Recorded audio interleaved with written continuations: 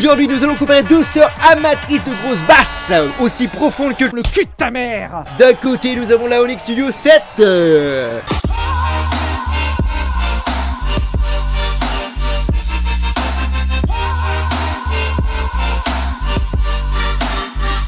et de l'autre, la Onyx Studio 6.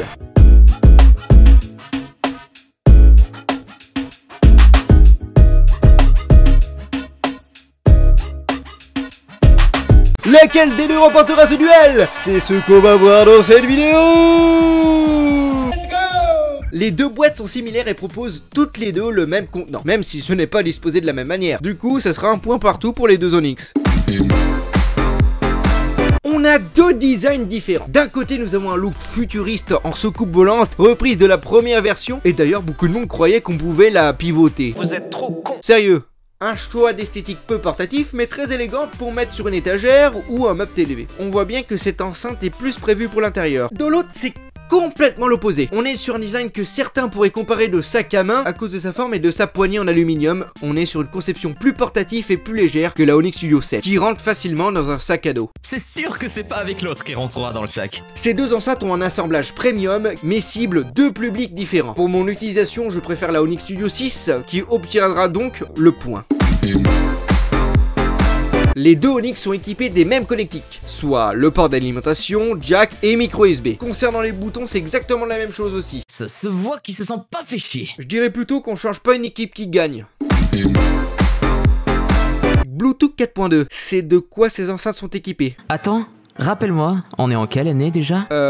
2021, mais j'ai un petit doute. Ah ok, 4.2 en 2021. Oui, mais tu sais... Non, mais j'ai compris, on fait des économies où on peut. Bah, malgré ça, le jumelage se fait rapidement, et en plus, tu peux en connecter une deuxième pour faire un son stéréo. Chose qui ne marche pas avec tes Onyx Studio 7.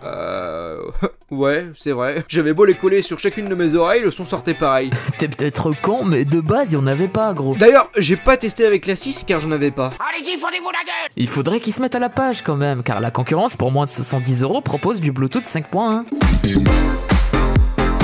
Les deux enceintes sont équipées des mêmes haut-parleurs, sauf que la 7ème génération aura un tweeter en plus, pour avoir un son stéréo. La disposition des haut-parleurs et des radiateurs passifs font que les deux enceintes sonnent pas pareil. On aura des basses plus profondes et chaleureuses sur la Onyx Studio 6, alors que sur la Onyx Studio 7, on aura des basses plus percutantes avec un son stéréo et plus large. Sur la Onyx Studio 6, on aura des basses plus chaudes et chaleureuses et plus profondes. Mais un son mono est très directive. Et oui, Aiden, le fait d'avoir un tweeter en moins, on aura un son plus directif et les voix sortiront uniquement à droite. Du coup, pour profiter d'un maximum du son, bah t'es obligé d'avoir l'enceinte en face de toi. La Onyx Studio 7 aura un son plus équilibré, mais un stéréo assez serré et légèrement moins de basse. En gros, moins de basse pour un son plus équilibré. T'as tout compris.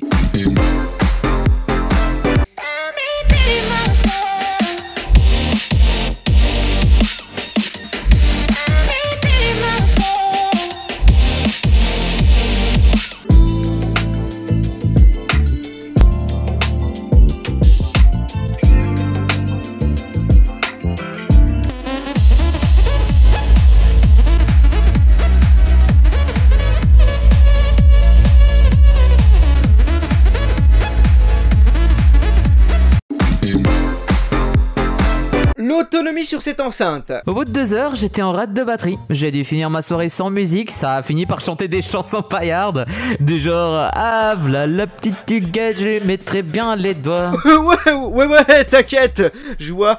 En gros, il faut obligatoirement prendre un chargeur avec toi, quoi. T'as cru que j'allais me ramener avec un groupe électrogène? Oui. La batterie sera légèrement mieux sur la 6ème génération du fait qu'elle a un tweeter en moins, donc elle n'aura pas le stéréo à gérer, moins énergivore.